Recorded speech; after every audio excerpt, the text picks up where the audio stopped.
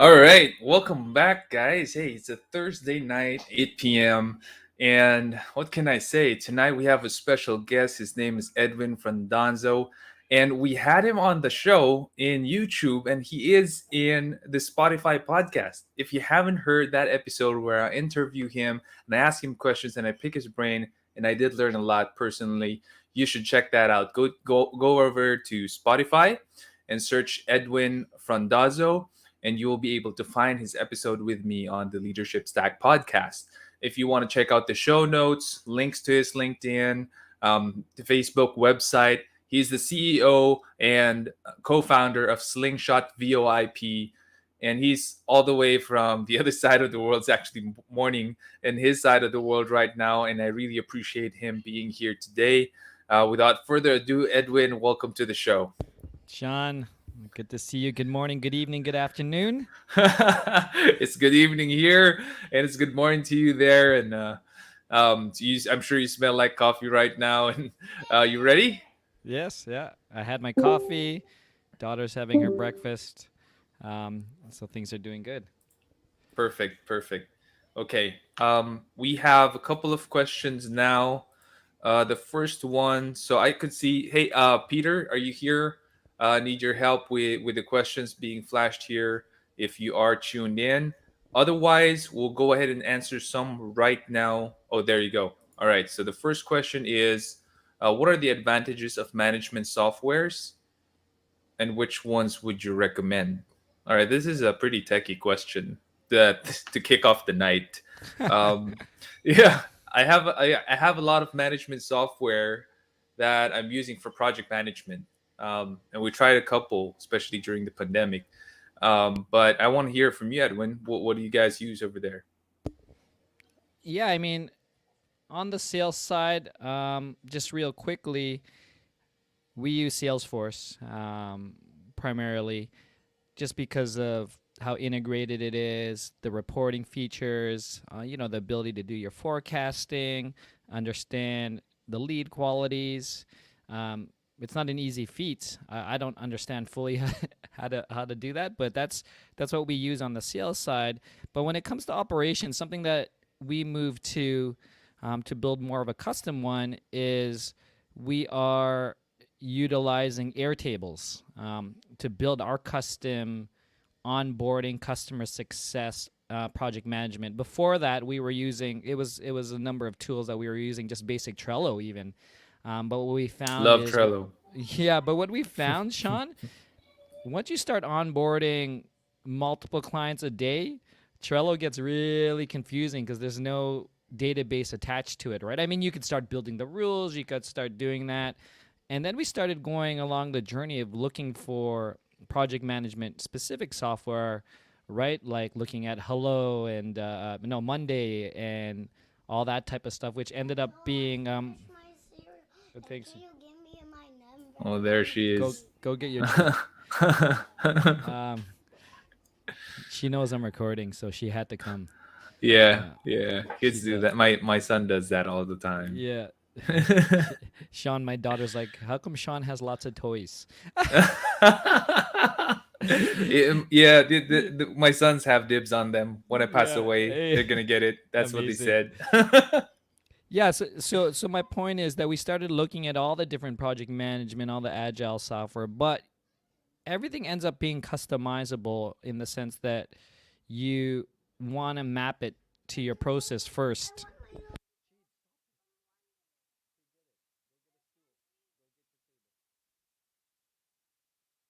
She wants attention.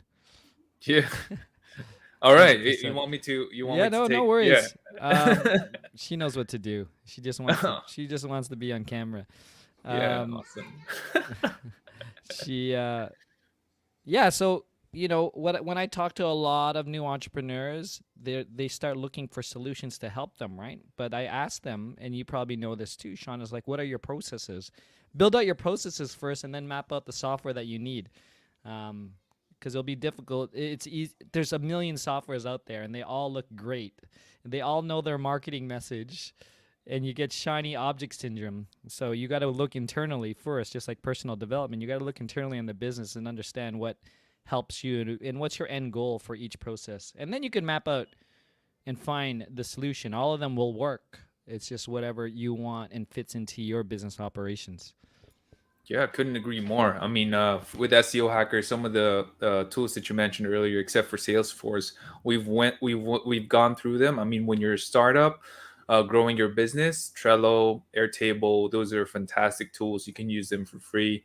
Right now, Monday.com, that's one software that we're trying to explore. We're not yet fully integrated. We haven't paid for it yet, but we're exploring that one in terms of project management as well as CRM because they have like a template for it. If you're serious about your sales CRM pipeline, everything, there's so many sales software out there. Salesforce could be, at the top of the list, but it's also one of the most expensive ones. I've tried Pipedrive. I love Pipedrive. It's just that with the client onboarding, it it has some things to be desired. So when you finish off a closed deal, and you move a client to onboarding and all the way to your operations, it's just disconnected. So that's where the problem ensues when it comes to Pipedrive. Unlike with Salesforce, you got everything in one ecosystem. So with I completely agree with what Edwin mentioned. First, look at your processes, look at your team, what are they used to, what's going to make them more efficient, and then shop around for softwares. The more integrations there are, the better. It's always that way. The more integrations a software has, the better the software, often the more costly as well. But you have to just, it's all basic numbers, it's all basic math. It boils down to that. If it's saving your team like 100 hours a week, and you do the math, what are you paying for in terms of 100 hours a week, and you're going to be able to save that in terms of software. So no matter how expensive that software is, if at the end bottom line you're saving a lot more money because your team's a lot more efficient, then it's worth the cost. Otherwise, if you're just gonna shop around for software like a kid in a candy store, then it's not gonna work for you. So hope that helps. One of the softwares that I do highly recommend with work from home, and we integrated it in our management process, is Hubstaff. So Hubstaff for us is super important. I cannot recommend it enough. Dave Navad is a good acquaintance of mine. I've written about Hubstaff in my book, CEO at 22, over there with the floating Iron Man. So I wrote about how we integrated that in our processes, and we use that to measure a lot of things. And it has been a blessing for me and my team. So hope that helps. Joanne says hello, good afternoon and evening. Joanne, thanks for tuning in. Really appreciate you being here. And the next question is from Pam. What are important things to consider if you are planning to start your own tech business? There we go. All right. Edwin looks a bit quiet now there. Yeah, no, I'm quick on the switch here. Um, I mean, that's a great question, Pam. I mean, I would have.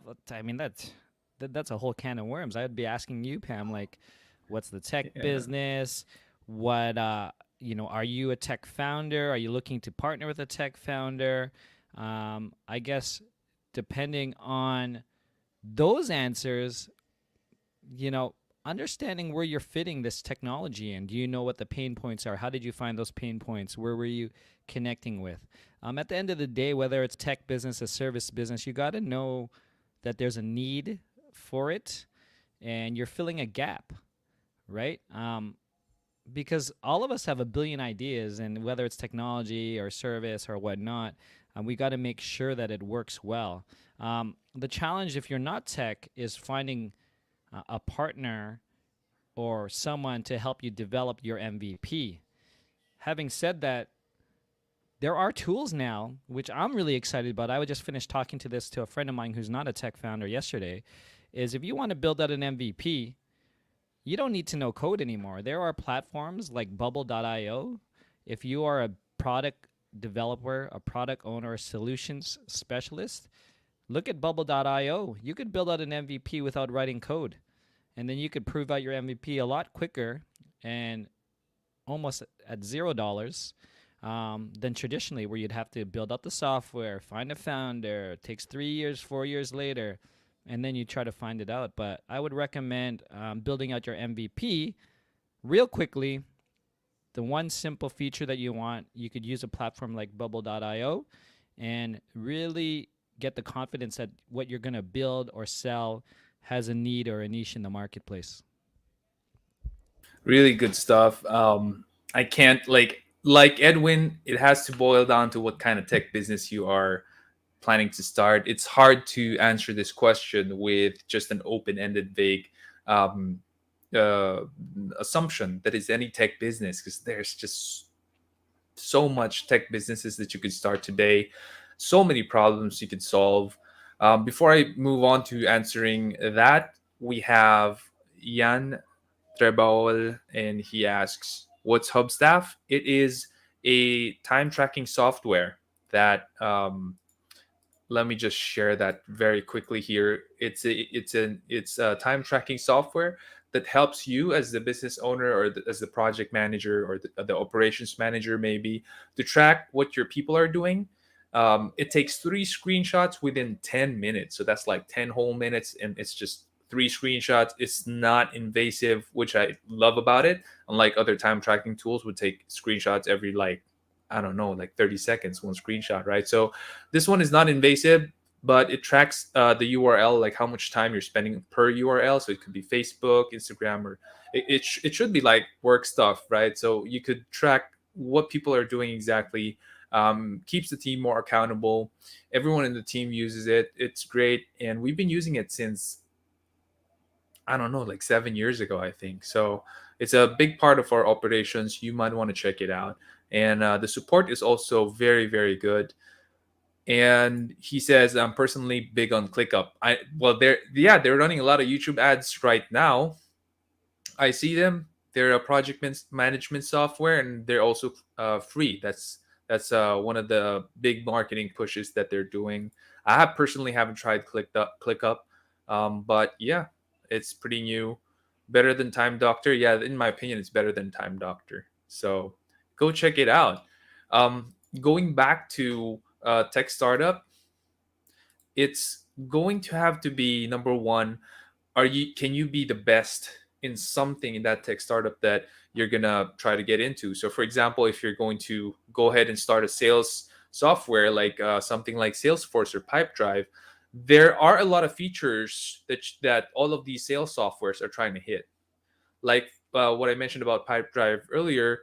There's a lot to be desired when you close the deal and you're trying to onboard the client. There's a lot to be desired there. So they're really good in the entire process right before the client onboarding, like the sales funnel, everything, the integrations with other apps. They're really good at that. So what is going to be your number one shot or number one feature if you want to try and go head to head with these other startups? Because it is a global business. When you start a tech startup, if it's a software as a service business, it is on a global scale and platform, and you're going to have to compete on a global scale.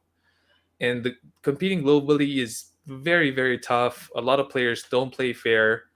They don't play nice. I've had the experience of starting a SaaS business, Queries. It's still up, it's still running, we still use it, and we a lot of our clients use it as well.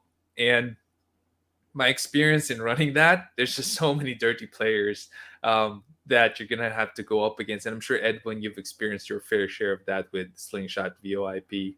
So though that's something that I would strongly consider. Like, what can it be the best at, right? So, ClickUp was mentioned earlier, and right now they're pushing that they're free. They're like the one-stop shop and free. I'm sure that when you delve into it, there's some things that you're gonna be discovering that, oh, it's not great at this, oh, it's not so great at that, and I'm used to having this feature. I'm used to having. We need that feature in our team because our team does things this way. So it's going to be the product market fit that you wanna figure out. Like, who's your target market? Are they startups? Are they scale ups? Or are they the big enterprise level? And will these features fit very well with them? So there's so many factors. We could go on and on. Edwin mentioned it's a can of worms that you're going to be opening. Yeah, that's true.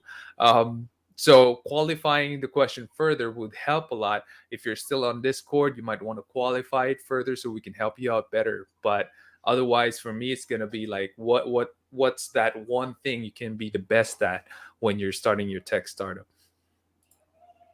Okay, we have SaaS is pure insanity right now. Too many. Yeah, I agree. It's pretty insane market. I mean, And I'll just say to Yan in terms of pure insanity. People telling me, "Oh, Ed, when you're in the telecommunications business, that's super competitive." I'll say, "Well, how many graphic designers do you know?" yeah, Like, it's funny because people will already disqualify going into SaaS business because it seems scary or seems like there's many, but they won't question people who become a graphic designer or a web designer. Like anyway, like true that. just Yeah, because it's easy to get to, that's actually even more. The market is actually more saturated there. Then how do you distinguish yourself as a web designer now, or a web developer, or a graphic designer, or a VA? I know I'm talking to many people in the Philippines. I'm Filipino too, so yeah, I know a lot of people in that market, right? So yeah, it's just my point to Yan, right? Yeah, it is, but it's recurring revenue, right? yeah, You don't, maybe you don't need to always look for a customer. Maybe all you need is 100 customers, and you build a lifestyle business like that. I know Time Doctor started like that. I interviewed the founder of Time Doctor. He's from Canada, um, so it's just something to think about when you make statements like that. yeah, yeah, yeah, for sure. I mean, when you see it that way, there's just so many like digital marketing businesses. Even there's just so many today. And yeah, SaaS business, even if it's even if people say there's so many, it's still a very very good business because it's recurring revenue. And a lot of people, when they like you, they stay for a long time. Okay, from LJ, what are the challenges you faced when starting up your tech company? So this is something that Edwin was able to share in the podcast on YouTube and Spotify. But I'm gonna go ahead and pass this question over to you, Edwin, still, because that is a very interesting story. What? Yeah, and I don't remember what I shared fully, but when a lot of the challenges, like any entrepreneur, is the ability to do many things. So it all depends if you're coming with a large team, but most entrepreneurs, most tech founders, they're doing many things. They're not only building out their stack or their tech stack, their MVP, but they also need to find customers. Like we built our business on paying customers. We bootstrapped it, right? So our the biggest challenge I found was finding that balance of finding new customers, delivering a product, a superior product, and doing the upkeep and the maintenance. Yes,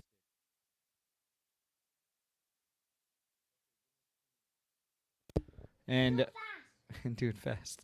Um, and I mean, so the challenges that I'm saying is finding that rhythm, right? And that balance. But if you want to grow and scale, you got to exit yourself from these different positions. And this is something Sean talks about a lot in terms of, and I know we talked about, firing, getting in, how to grow. I'm remembering our conversation now.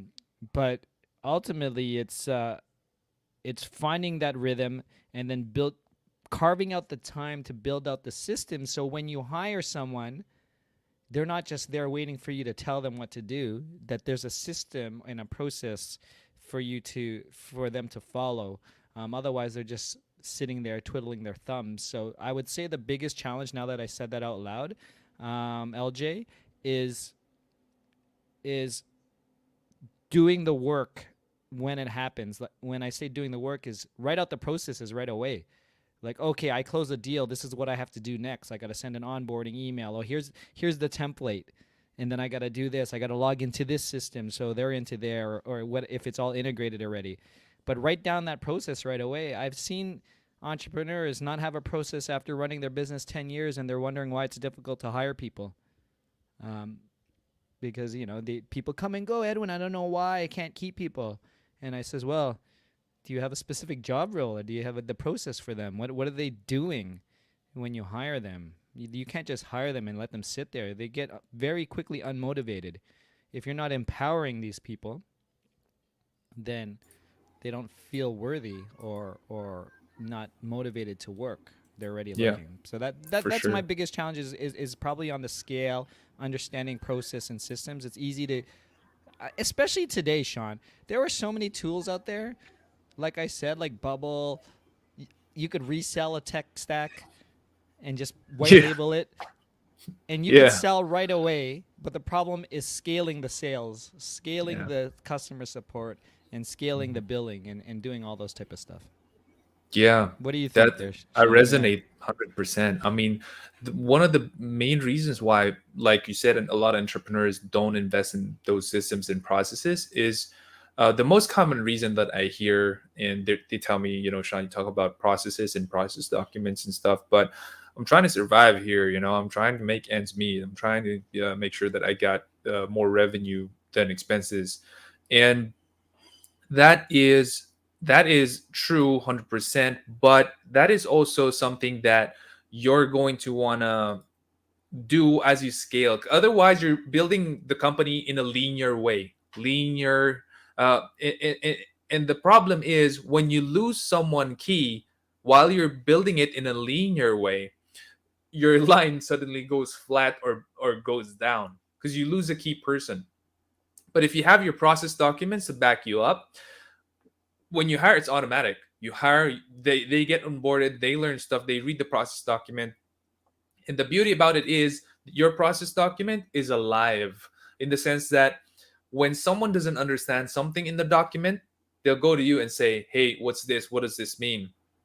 And then you'll realize, "Oh, this document is not that good at all because these people they're asking me questions about it." When they shouldn't be, because I wrote the process document, or someone in a team leader or manager wrote that process document. It's supposed to automatically onboard people, but now they're asking me questions about things they don't understand in the document. So you're gonna have to evolve these documents. In SEO Hacker, what we do is every 3 months we make sure that documents are revisited, and we have a new hire every 3 months anyway. So it's revisited well, and we improve it and we rewrite it, and so we're able to evolve and make it alive. Um, and there's really no excuse that you don't have a process document. So 100% agree there. One of the other things, so Edwin gave a good perspective there on some of the challenges, but I also have, I remember when I was starting queries and I was the co-founder, I don't code, so I didn't code queries. It's a software as a service company, and what we do is micro surveys, which you can run on any page in your website. Track. There's a lot of integrations that we have inside. Um, so that was a challenge for me because I didn't know how to code, and I also came in as the main investor. So I invested millions with queries when it was starting out. I didn't. So Jan has follow up things to say. SaaS Wayward. Okay. I'm doing pitches to investors for a bunch of SaaS. Issue is the multiplication of the same offers, right? So when early on you're doing a lot of investor pitches, that's something I didn't do. I bootstrapped queries first, and I did think about investors and then people coming in to make sure that we have this good pool of funds. But the truth is, if your runway is not enough to for you to take off, it's not there's not much revenue coming in. That's also not a really good sign for investors. But when your revenue is growing and it's just that you invested a lot of capital in it, then a lot of investors would be attracted to your SaaS startup. So I didn't go do pitching for investors. I built it first from MVP all the way to presentable, all the way to recurring revenue already. Before some investors started approaching me about queries. Um, and he says, "Great presentation. Thanks, Jan. Really appreciate you being here." So yeah, that's that's one major challenge when you're starting a tech company and you're not a technical founder. I wasn't a technical founder. I didn't know 100% what they were doing, and I didn't have my technical founder is not a business guy.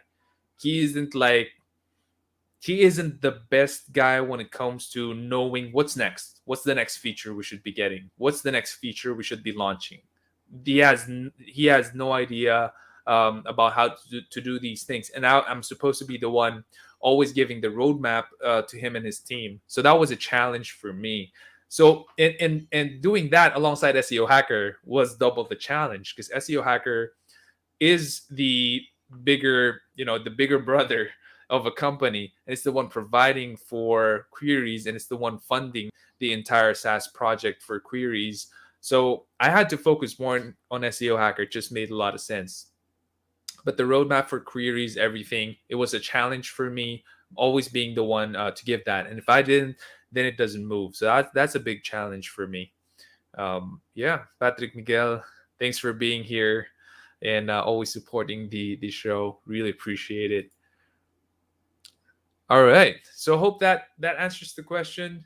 We go to the next question: how can a business keep up with the changing technology trends? All right. That's a that's an interesting question, actually. I what came to mind, Pam, is is it the changing technology trends like cell phones, or changing technology trends for business operations? Um, I mean, it's interesting. Or is it the changing technology trends in terms of if you're a tech founder and you're going to be outdated soon, in terms of your offers? So Yeah. it's a very wide open question, and of course, I would want more questions in terms of the context of where you're coming from that question. But Mhm. but I'm gonna take it and I'm gonna answer it with the assumption and technology trends in terms of business operations, because as we're on a leadership stack, I'll come from that context. As a business operator, there's always going to be a new shiny business operations solution. And I'm going to reiterate what I said earlier. You really have to know your core as a business and a business operations and what works, right? I'm in the telecommunications business, and there are companies that have been around for 20, 30 years that don't use, technologies like Slack or voice over IP or do that. And you can imagine people who work there, they're like, man, we're such an old business. But these founders or these operators, they're not so much worried about if it's going to help them. Don't get me wrong, if you could get in there and show them that you can implement something quicker, they probably can, but change is difficult as a business operator. Change management, people don't realize, if you're a new entrepreneur, you don't realize how much, when you're ingrained in a process and a system that's already in place and working, there is a saying, if it ain't broke, don't fix it. It is true to business. Like, I've been in business a while now, and you will see some enterprise companies that are still on old Unix business systems, because that are running their whole operations, their billing operations, their back end. So to forklift that and replace that could be multiple $100 million business, and you won't even know if it's going to save you money or increase your not profitability, but your efficiencies. Um, so when it comes to technology trends, you got to really understand, again, your business. Where is your business going, and what technology will enable you to get there, right? So COVID, for example, I'm in the telecommunications business. COVID forced business operators, entrepreneurs, managers to, everyone has to work from home. You know, technology like phones, if you had a business that was still around doing phone call centers, or really operating a business where people need to call in, whether it's a doctor's office or veterinarian. These are a lot of businesses that were affected by it, and that we helped a lot. Call centers, they had to move home, and if they were on a traditional phone system that didn't have this capability, now they're like, oh, I need to do something about this, and I need to do this now. So there was a huge, huge pain that this operator that never really felt a pandemic in their life or a global problem realized, oh, maybe now I understand what they were talking about, cloud businesses, right? But when you're a business operator, if it ain't broke, it ain't fixed. You got to be a little forward facing in terms of where do I foresee my business going? How do I see those trends? But you could as a sales or a marketer, you could try to paint that picture all day, but if your prospective customer or your target audience isn't feeling that pain or just worried about making the next sale. That's why people who go into business, it's nice to be on the sales and marketing side because that pain every entrepreneur needs, right? But then again, there's a billion like SEO agencies. I'm sure. I'm sure. I'm sure Sean knows. There's a lot of Yeah, for them, right? sure. So that's sort of my answer on the aspects of the changing technology as a business leader, as a business operator. I'm not sure if that Pam, if that actually answered your question though.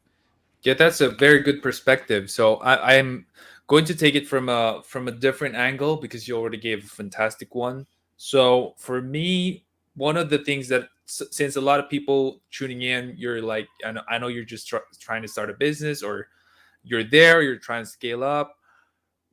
It could be daunting because we have a lot of new technology, new tools out there, new software, new this, new that, new ways of doing things, and maybe you're scared about things being disrupted over and over again while you're building a business. I'd say the change that a business has to go through should come from the founder or the executive team, and it should come even before the pain is felt. So with what Edwin mentioned about the some business owners having to change, having to adapt, usually when you do that, you felt the pain and it's too late. You're one of the laggards who are trying to grasp on straws on how to uh, improve everything in your business, and you wouldn't want to be in that position because then you're just trounced by a lot of your competitors during that time already. And I've seen a lot of companies who have come to SEO Hacker during the pandemic, actually this year, and I am so happy that a lot of them are actually one of the first movers. Like no one in their industry is doing SEO. Imagine abrasives, right? I mean, who would have thought that abrasives are is a big business here in the Philippines? But it is a big business, and this company that has approached me, they're gonna be the first ones who's gonna do SEO, and it's gonna be fantastic because like the competition is not doing it. They're still focused on their traditional methods. They don't believe so much in digital marketing.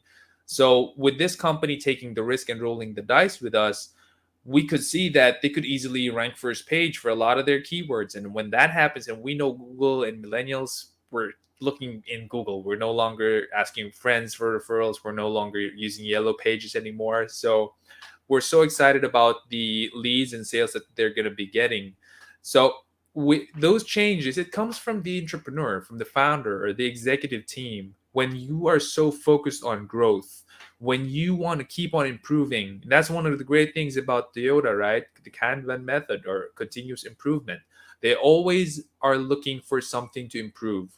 While the phrase "if it's not broke, don't fix it" is very, I say I love it because we don't like people going ahead and breaking stuff, but there's also a balance where in this day and age, sometimes you just gotta, you just gotta experiment. You just gotta roll the dice in an educated way, of course. You're not just gonna go ahead and break the process without any plan B. So you gotta have, it's a tough thing. It's a tough job being an entrepreneur. Super. I get it. We get it.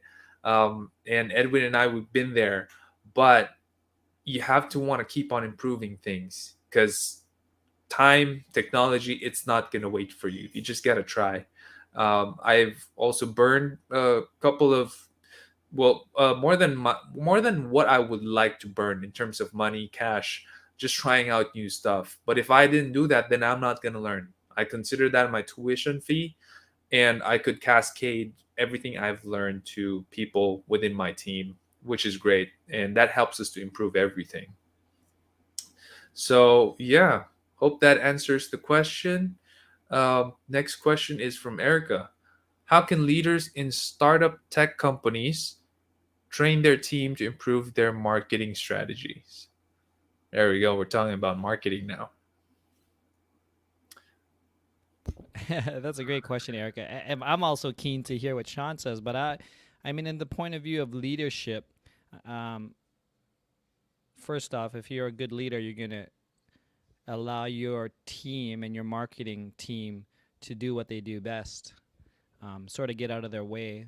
That's the trust. and empowerment of a leader. Having said that, if you're if you're the CMO, I think it's the same thing. You're going to have in the team that's going to do that. So you want to make sure that you empower them and provide them the tools and the techniques or the support that they need, right? I always say that you want to train everyone or provide the training and the tools that they need um, to make them better. You almost, I did head hunting. I did technical recruiting over 10 years ago, and one of the best things I heard at the time was like, you want to train your people to be the best. That people want to headhunt out of your business because they're the best of the best, but you also treat them amazing that they never leave, right? But it's Yeah, almost for a sure. testament to how you are as a business leader, how you empower these people. One trap that a lot of entrepreneurs try to do is they're like, I want to hire the best, right? But how are you going to empower the best? And then you're going to critique them because you don't know how to manage them and how to empower them and how to provide them. Um, but that's more of a leadership strategy than implementation. When it comes to marketing and like anything, I think it's really putting things out there, having a strategy, putting it out there, and checking your data, pivoting, and keeping open, right? Because it's all hypothesis that we're doing when we put it out there. But yeah, I'd love to hear what Sean has to say on this. Yeah, good stuff. One of the things that the pandemic has allowed me to do, so in the office, I would often go to the glass board in the conference room, and I would sit some of the people down who want to learn marketing, and I would start to teach using the glass board, and we would never have a recording of that. So I'd always need to do that over and over again.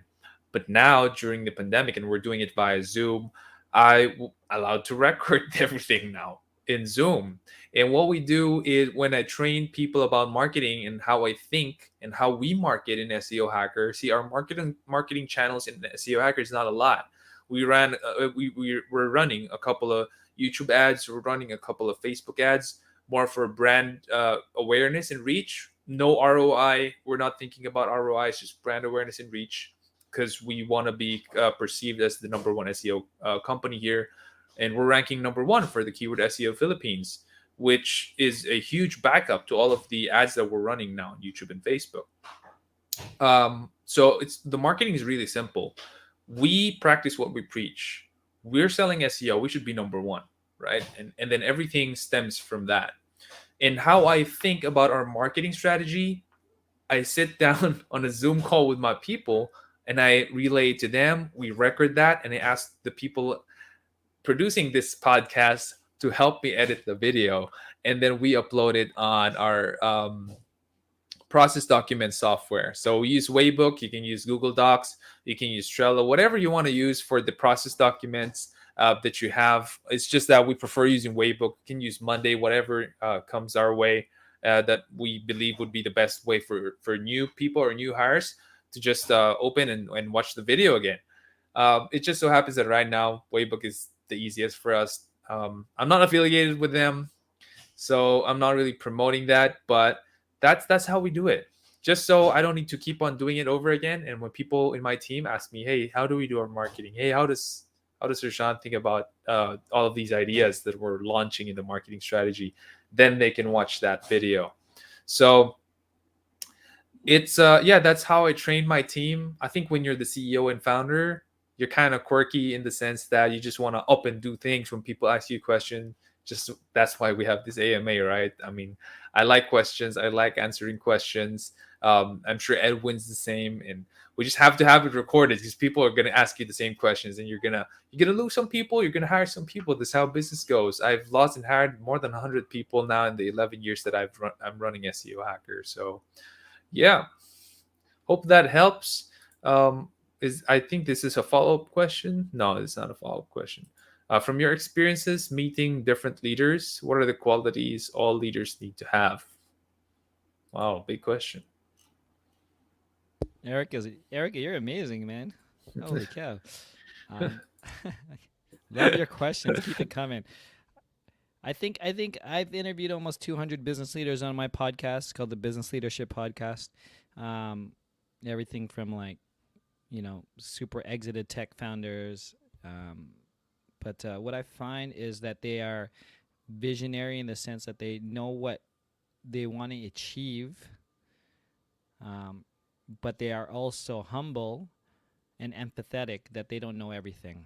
So they want to build the super team around them, and they want to have them and treat them like, with respect. And like I said, I used it again a number of times, but he wants to empower them and get them out of the way. Um, but that's what I find real quickly in terms of that is like to get out of your own ego and we all love the title CEO founder. You know, ultimately we're at the bottom and we're trying to raise everyone else up, Yeah, right? So that's right. you want to ensure that um, we're we're there to make everyone successful, and there's no job, no role that we can't do to help them. We at the end of the day, as the founder and the entrepreneur, of course, everything if everyone fails, it comes to you, and you got to do it, right? And that sort of comes with a job description. It may not be written anywhere, but because it's not your people's, after they quit, you can't expect them. You need them to have a life. So that's also the empathy and life balance that you want to give your people. But I think my answer is 100% visionary, empathetic, and humble. Really good qualities, I might add. I run a lot of pre-pandemic. I do run leadership conferences, and I ask people this question: "What is your idea of a leader?" And then I proceed to write it on a glass board or whiteboard or whatever the hotel has provided me.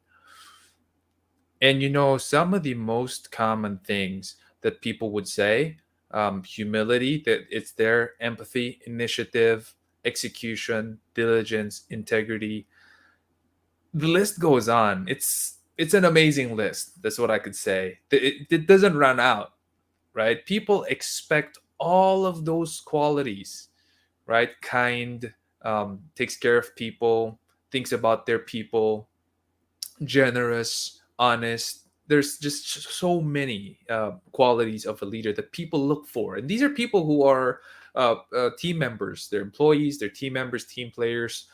They look for so many things with a leader that it is hard for even me to say what are the qualities all leaders need to have. And if I'm gonna have to say top three, top four, it doesn't encapsulate what kind of leader you and I should be, because people expect you to be all those things. And whenever you and I are not all those things, we're failing as a leader in their eyes. It's that they hold us to very high standards. That's really the job of a leader. And the fact that we are here, Edwin, your people, my people are watching, and they're holding us to an even higher standard because this we're answering these questions, right? So it's very tough to be a leader. um if I'm gonna choose one, I 100% agree with what Edwin said. Empathy, and humility. If you don't have that, you don't have a beginner's mindset. You have ego involved in every decision, every conversation. It's not gonna work. You're not gonna be an effective leader. I would just add integrity to the mix. Be a one man person. When how I am here in leadership stack talking to you guys who are tuned in, this is how I am with my team. This is how I talk with them. I'm a one man person who I am at home when I talk with my kids and my wife. I'm a one person man. It's the same way I talk with them. And I treat everyone the same.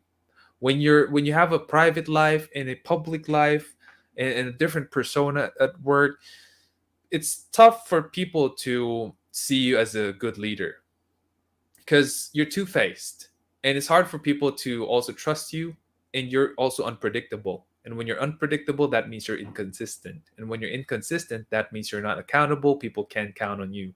So integrity is one of the biggest things that I think a leader should have. Otherwise, the foundation of people trusting you and allowing themselves to be influenced and led by you, it's not going to happen. So yeah, I hope that helps. I love um I love that one though. The one man. the the one person man. Was that the saying? Yeah, the one man person. So I might have to quote you, Sean, on my social media soon. feel free. So the explanation behind that, Edwin, is when you say integrity, it comes from the root word integer, which means whole or complete. It's not a decimal. And so when you say integrity, it's integer whole. So that's where I got the idea of being a one-man person. Oh, You're I a love whole that. person. Yeah. Yeah, thank you Yeah. for sharing that. Cool. That's amazing, man. Dude, I'm happy you're getting some value out of. Last time we talked, it's just me asking the questions. Amazing. Yeah. All right. From Mitch, we have a question. Can you tell us the story on how you started your podcasting journey? What has been your most memorable interview so far, and why?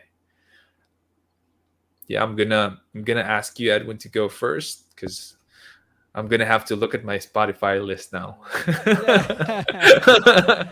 Yeah. um, yeah, I started almost 5 years ago. My podcast journey called the Business Leadership Podcast. The reason why I started, so my daughter was born, and I was coming into the new year at the time, which was 2017. And like every entrepreneur, you start writing down what happened. What are you going to change for the new year? How are you going to grow? And I came across podcasting, and the people who I interviewed, or people in my network, in my community who had podcasting, I said, "Yo, what what's the best thing about podcasting?" And they told me networking, connecting, um, building out that platform. And I looked at it as a growth hack for my business, because when I looked at my largest customers that I had in my business at the time, they're all word of mouth. But the key was that I needed to find a. No, before I get to that, it's shiny syndrome, right? You're like, oh, podcast. I'm going to do something passionate I'm about, something that I love, like snowboarding or running. And then I'm realizing, well, wait, I started this because I want to find something to help me grow my business. So, I was looking at my portfolio of customers. They all word of mouth, and they were always a change agent in the business. So maybe they were a new executive, or they were the CEO or the manager. So they were learning how to be a better leader. And sometimes when you become a new COO or a new business manager, you want to help the company by saving money. So that's right away you're making money. So one of the benefits of moving to a voice over IP business is that platform is that you save operation costs right away. Um, so that's where the idea came from for me to build the Business Leadership Podcast. And at the time, the only people that were running business leadership podcasts were business coaches or consultants. And I was interviewing business leaders because I'm a business leader, and I was keen to learn how they did that and what were the challenges they had. How did it feel firing your first person? How did it feel firing your friend? What happened when you got acquired by this multinational? How did you communicate that to your team? How did you bring them on? How did you get acquired and then become the CEO of the new company? Like there were crazy questions. Um, so that was where it started from. I would say some of my one of my top interviews was probably like Seth Godin. He's a I'm sure you and your audience know Seth Godin, but I had him for my 50th episode, so that was just a pleasure. I'm a big fan, so having someone like him join my podcast was really great. That's amazing. I mean, Seth Godin. Wow, dude, how did you do that? Persistence.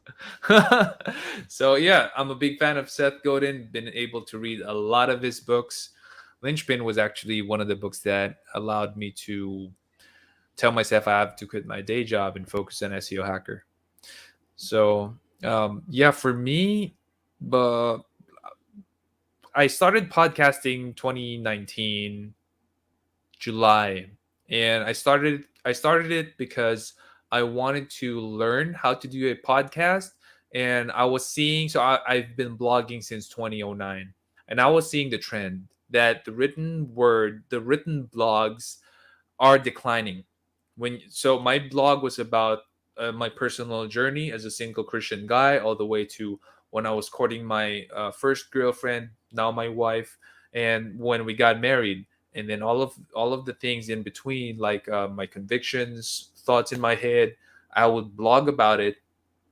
And I was getting like 1,000, 2,000 readers a day during that time, which was fantastic.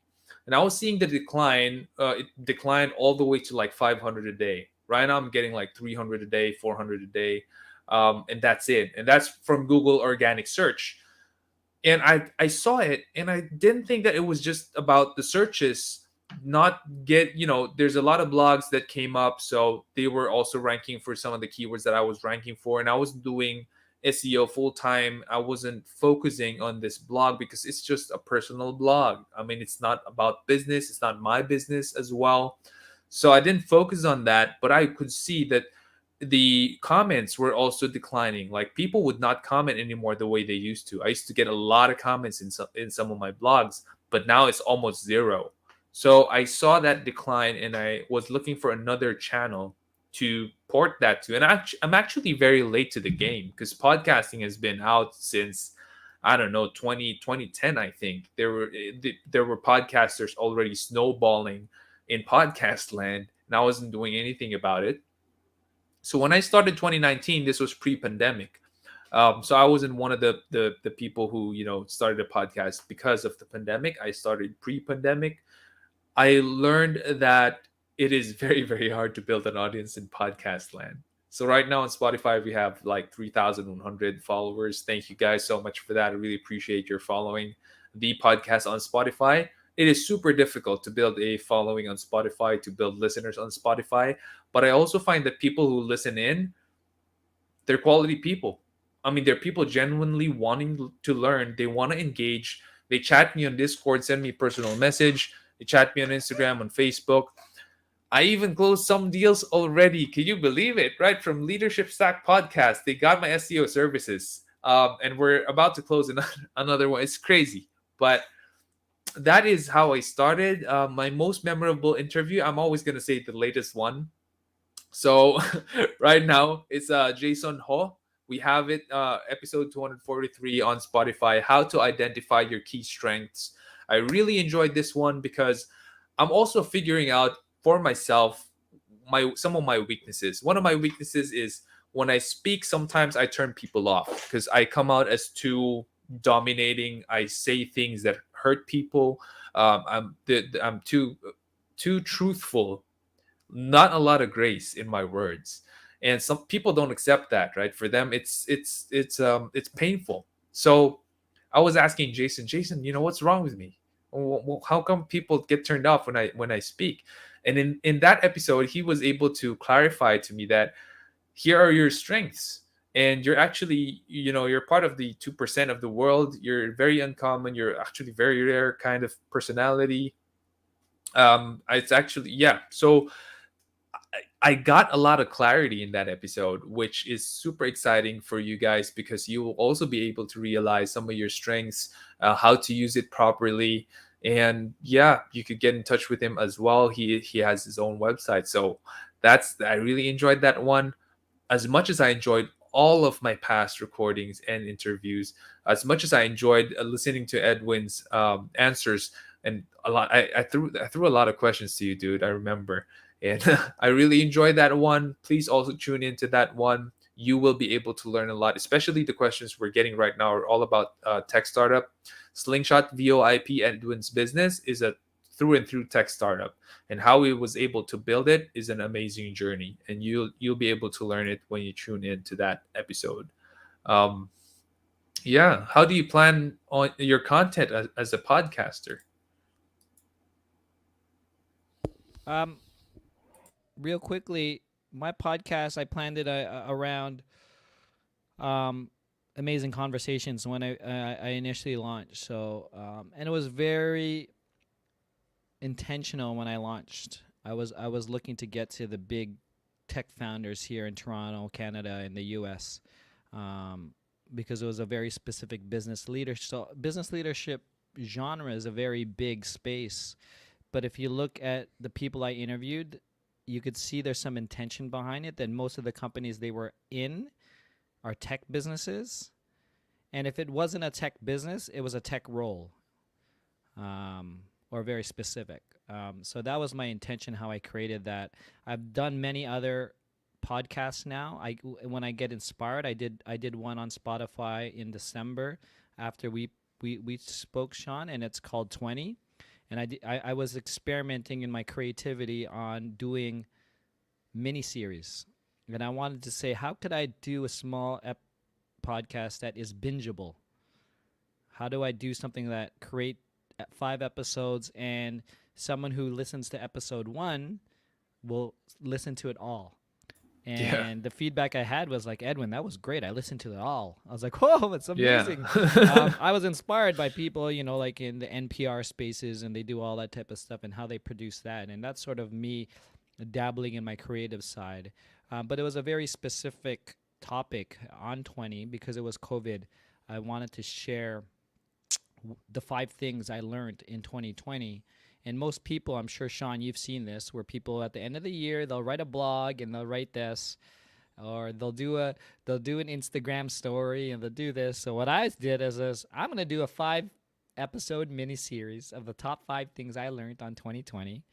They were about 5-10 minute episodes, but the people who it was a soft launch. It was a more like, I didn't like this is what I'm gonna do. Like, I literally did it over a weekend. I was so inspired.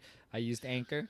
I made nice music, nice transitions. I geeked out. I allowed myself to geek out on the downtime of the holidays, and that's how I planned that. So a little bit where I'm going with my podcast is now sharing more about my intentions as a business leader, my ecosystem. One thing that I'm going to be launching is my community, which I call it the 100x.life. So 100x life. Um, but yeah, that's how I plan my stuff. It's stuff that inspires me. Amazing answer, dude. That's really, really good. I wish I could say the same for me and Leadership Stack, but how we plan our content is we get a lot of people contacting us for guesting.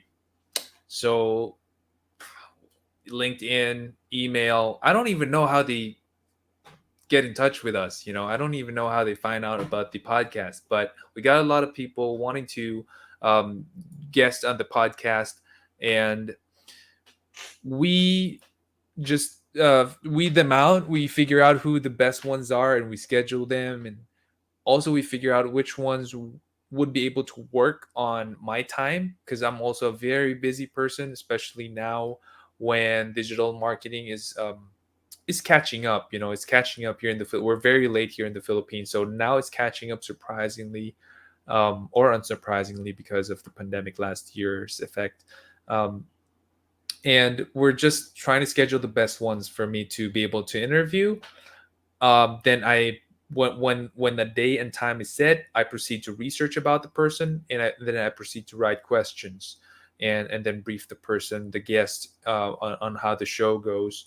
We also do the AMAs, the Leadership Stack Lives, like this episode, and this is going to be turned into an episode on Spotify and YouTube as well, because of the content that we're able to produce with your help and questions. So this episode is gonna be there someday. I don't know, 2-3 months from now.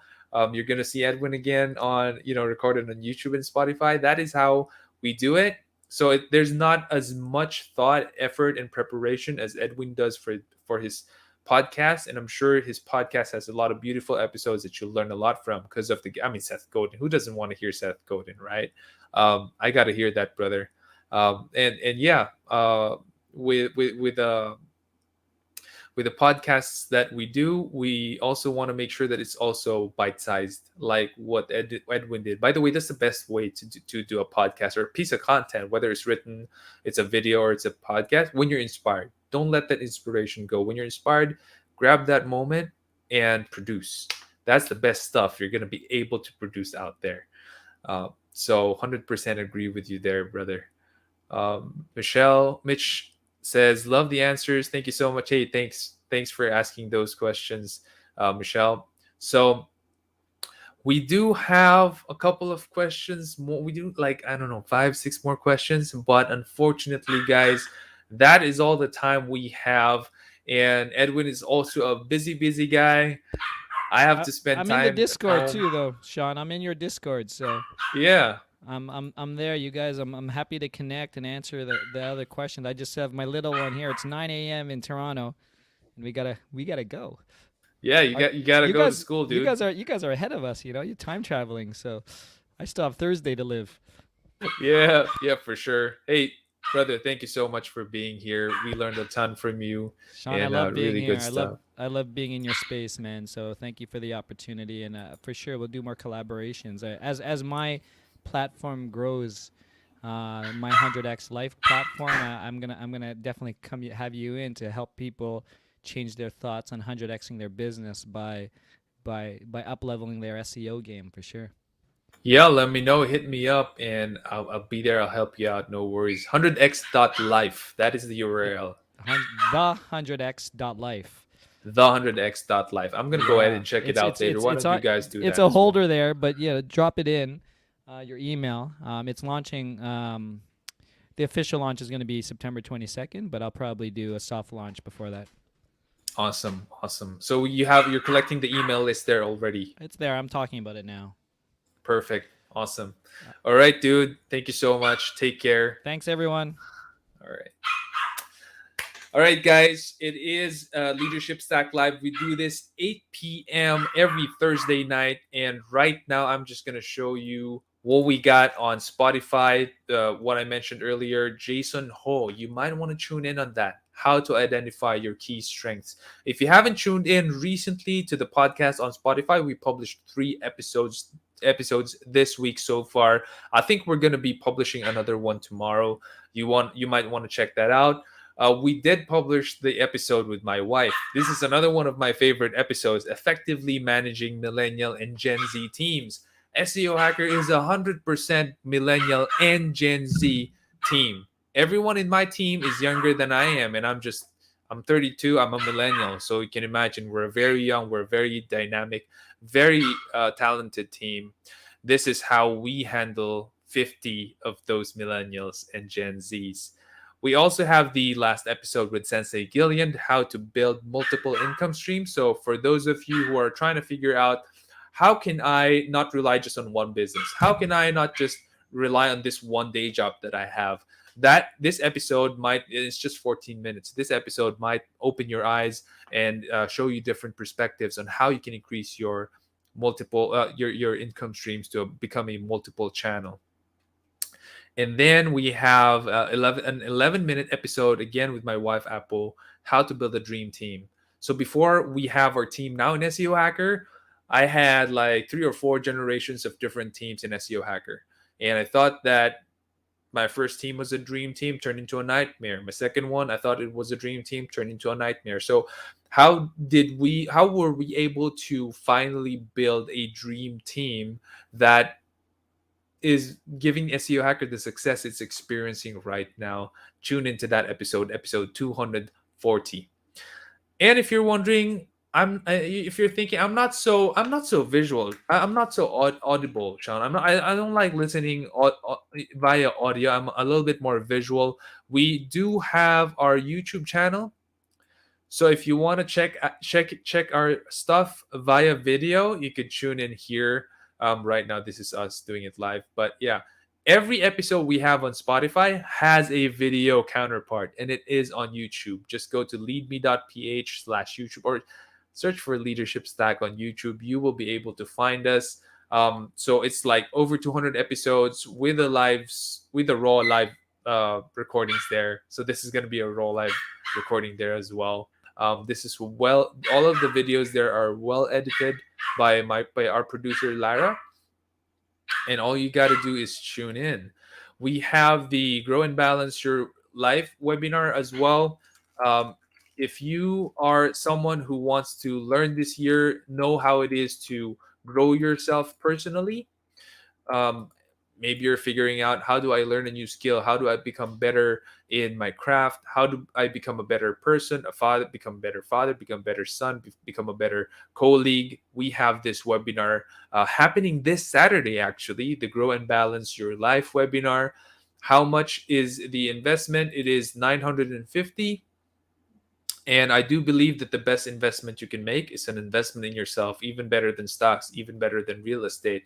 Because what you learn by yourself, you take that with you for life, and that is going to produce so much more in terms of revenue for you.